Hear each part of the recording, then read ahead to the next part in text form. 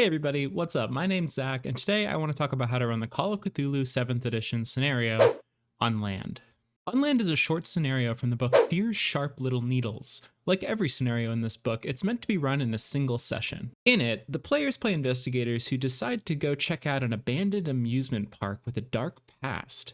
But once they enter, it may bring up some darkness from their own pasts. I've run this scenario once, and it's a very short single session scenario, and also I have to say just wow.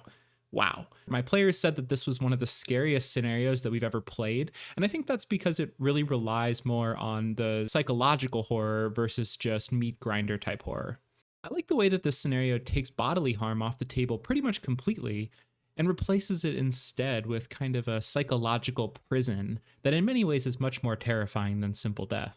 I probably shouldn't be too surprised. This scenario is written by Scott Dorward, who's, I would argue, one of the greatest scenario writers of our time. He's a really smart guy with a lot of really cool ideas about Call of Cthulhu, and I definitely recommend checking out the podcast, The Good Friends of Jackson Elias. He's one of the hosts, and they do a really great job of giving a ton of useful information about Call of Cthulhu. I listen to every episode of that podcast. So in this video, I'm going to spoil the mystery of what actually happened at Funland before and after its closing. I'm going to go through each section of the scenario and give you tips on how to run them. And then at the very end, I'm going to give you a 1-minute plan that you can use to run this scenario successfully. So let's get started. Okay, a couple quick disclaimers before we get started. First, some content warnings. This scenario involves deep personal lies that we tell ourselves. It involves suicide and attempted suicide. It involves a serial killer / pedophile. And it also involves some pretty serious corporate evil as the backdrop. Second, this video is for keepers only. I'm going to be spoiling the whole scenario, so if you're a player, stop here. Call of Cthulhu is a mystery game, so if you spoil everything for yourself in advance, it's not going to be any fun. Alright keepers, now that it's just us, let's dive in. So Funland was an amusement park. It wasn't a huge park. It was certainly no Disneyland, not even really a Six Flags. But it was a local landmark and certainly relatively popular in its day. People traveled at least some distance to get there. But it closed down in 1999 following scandal. It turned out that it was the base of operations for a man who worked there, a man by the name of Dave Kennett, who was a predatory sex offender and serial killer. When this all came out, the Funland management tried to control the narrative. They hired a PR expert named Ina Matthews, who gave press conference after press conference trying to spin events and deny responsibility. But despite Ina's best efforts, ultimately the brand just became so toxic that it closed within about a year, and the park has been abandoned ever since then. The lies that Ina told during this time were so awful that they broke her mind. She disappeared and, unbeknownst to the general public, embraced the Phantom of Truth, seeing it as a means to strip away the lies that corrupt the world. She built a shrine to the Phantom of Truth in Unland, which turned the abandoned amusement park into a pocket dimension.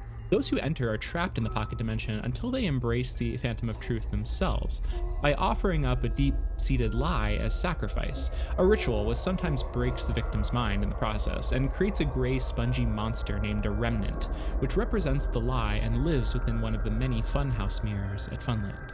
The player characters get involved when they go decide to explore the abandoned amusement park. Once inside, they're trapped, and their only ways out are either to embrace the Phantom of Truth themselves and create a remnant, or destroy the idol, which is risky. Let's take a second to talk about setting and character creation. While this is meant to be set in England, it can really be set in any rural area that could theoretically have a shut-down amusement park. As I've mentioned in the past, I'm currently running a campaign that's set in Western Washington state, and so I just set it off of I-90. As for character creation, the players can pretty much play any character who would have a proactive motivation to go want to check out an abandoned amusement park. So you could have some urban explorers, you could have some parkour people who want to mess around on the rides, you could have some ghost hunters who want to check it out, or even journalists who heard the story of the serial killer and want to know more details. Really, the door's wide open as long as they have a reason to go there and not get spooked out at the entrance and run away.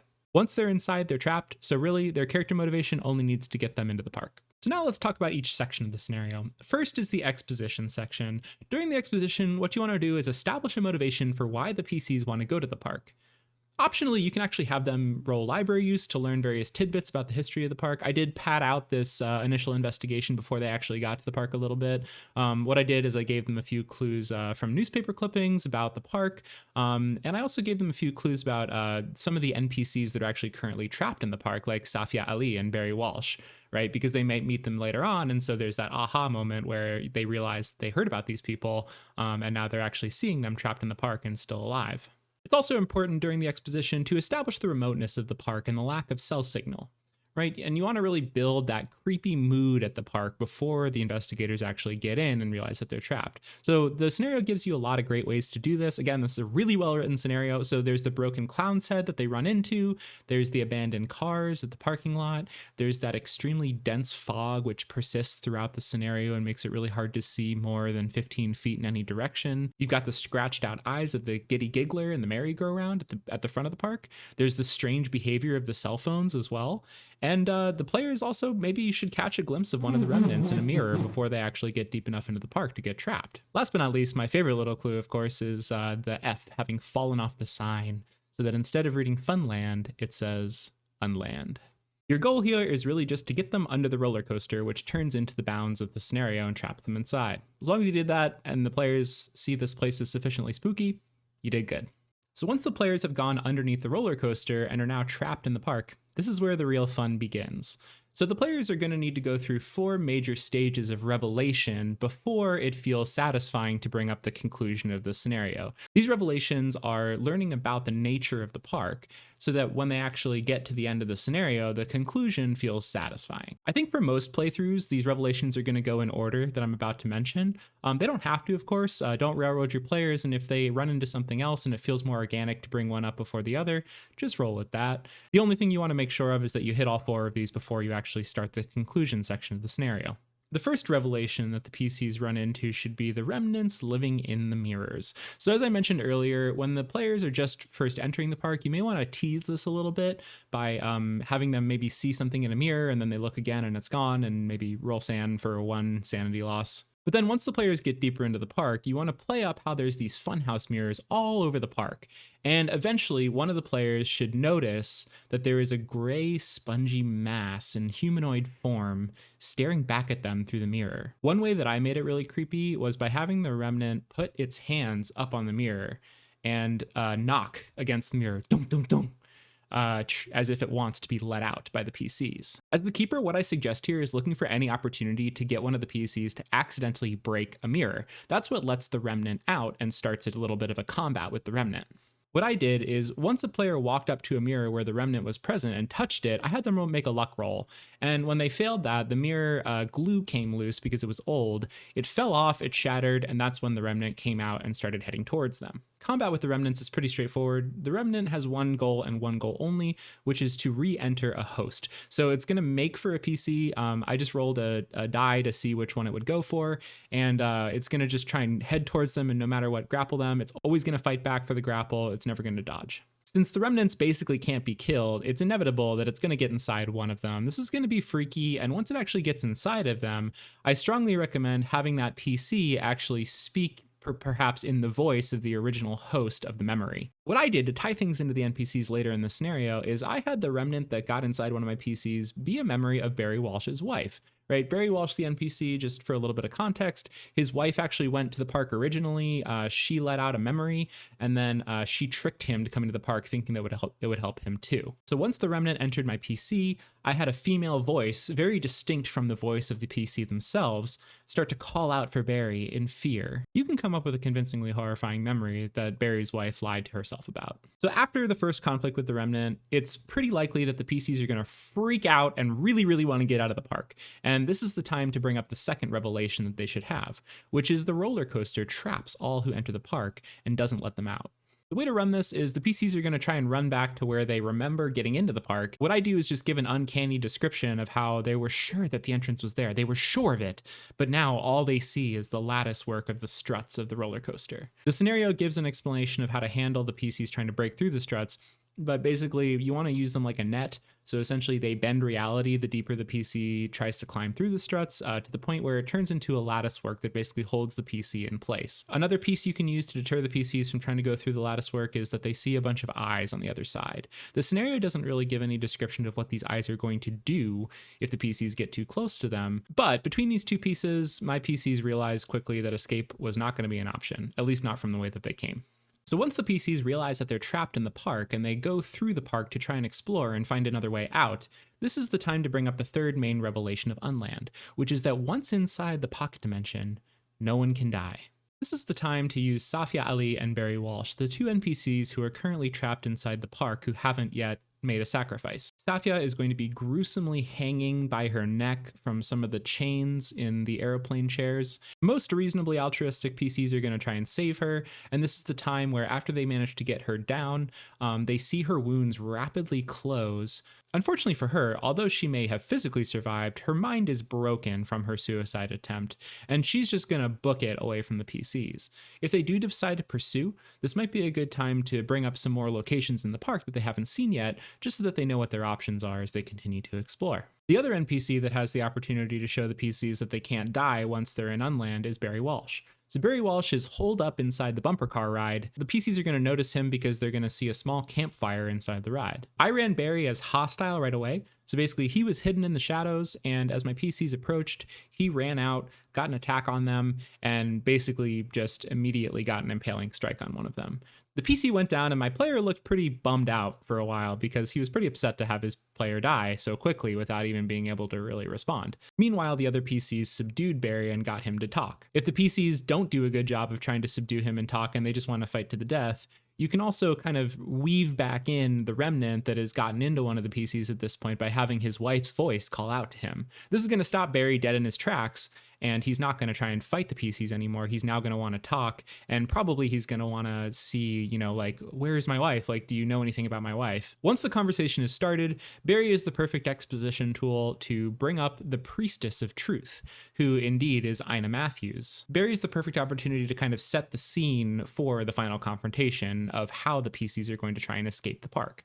He can fill in any missing gaps if the PCs haven't yet figured out the concept that these remnants in the mirrors are actually people's repressed lies that they tell themselves. And he also may hint a little bit about how the priestess often goes to the tunnel of love. So once the PCs have made the connection that the gray spongy monsters are people's lies that have been purged in the park, and that there's some weird priestess running around facilitating this process, this is when it's finally time to bring up the confrontation of the scenario and resolve the scenario. So at this point, the PCs are going to have two main options. They can either make a sacrifice themselves to the Phantom of Truth, or they can try to go to the Tunnel of Love and destroy the icon. If the way that you got here is by having the PCs talk to Barry Walsh, you can actually just have Ina Matthews show up and offer to help the PCs. Remember, the thing with Ina Matthews in this scenario is that she doesn't think that she's malign. She doesn't think she's hurting anyone. In fact, she thinks that she's helping. She believes that this is a place of healing. So she sincerely wants the PCs to do this because she thinks it's going to be good for them. So naturally, she's going to want to approach them and offer them this help.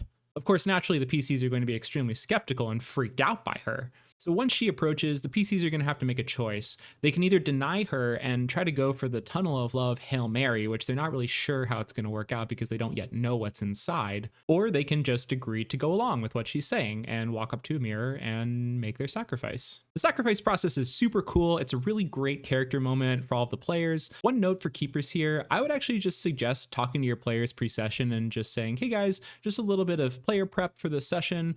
Before you guys show up, think of one deep-seated lie that your character tells themselves, something that's true about them but that they don't want to believe or don't want to admit to. That way, when the scene comes up, the players won't feel blindsided. It can be really tricky to come up with like a really deep backstory point right on the spot while you're in the middle of a roleplay encounter. So it's kind of just a nice courtesy to the players to let them know to think about this in advance. All my players had really great character moments here where they got to kind of, dive into their character and do a little bit of a monologue. It's also worth noting that there's kind of a branching model when this happens because the first sacrifice is scary, right? Everybody who witnesses a sacrifice, let alone the person who makes the sacrifice, has to roll sanity. So there is a chance that a first PC or one or two PCs may make the sacrifice, and then the rest of the party may realize how scary this is and just run away and try to find an alternative solution, which is totally fine. If your PCs do all make a sacrifice, then the scenario is kind of over. Everybody kind of walks back to the entrance somberly, and you can kind of find a nice narrative beat to end the scenario on, maybe driving back in silence or just a very small little role-playing conversation between the PCs where they kind of process what just happened. As I mentioned, the other way that this scenario can end is if the PCs try to go the heroic route and actually destroy the icon that's in the Tunnel of Love. This is unbelievably dangerous for the PCs, of course. I think there's a very good chance that if your PCs do this, everybody's going to go permanently insane. Maybe one or two might make it, but heck, it would definitely be exciting. I don't have a lot of notes here. I suggest just running it as written in the book. And if you're someone who struggles with descriptions of non-Euclidean geometry and shapes that don't actually make sense in reality, it might be a good idea to write a little bit of text out in advance, just so that you can make that description of what the idol looks like convincing. I promised you a 1-minute plan for how to run this scenario successfully, so let's give it a shot. The mystery of Unland is that a PR person for an amusement park went mad from covering up lies about a serial killer, and after the park was closed, she turned the abandoned park into a pocket dimension that forces visitors to confront their own lies. The scenario is comprised of 3 main sections. First, when the players enter the park and get trapped in the pocket dimension. Second, when they learn the park's nature. This happens in 4 parts. Firstly, they discover that people's separated lies have turned into spongy gray monsters trapped behind the mirrors of Funland. Second, they realize they're trapped as the roller coaster rings them in. Third, they discover that the pocket dimension doesn't let anyone die. And fourth, they discover that the only ways to get out of the park are either to confront the idol of truth and destroy it, or to turn one of their own personal lies into a remnant, trapping part of themselves behind a mirror forever. Finally, the players have to decide whether to either create a remnant or to risk entering the Tunnel of Love and destroying the idol.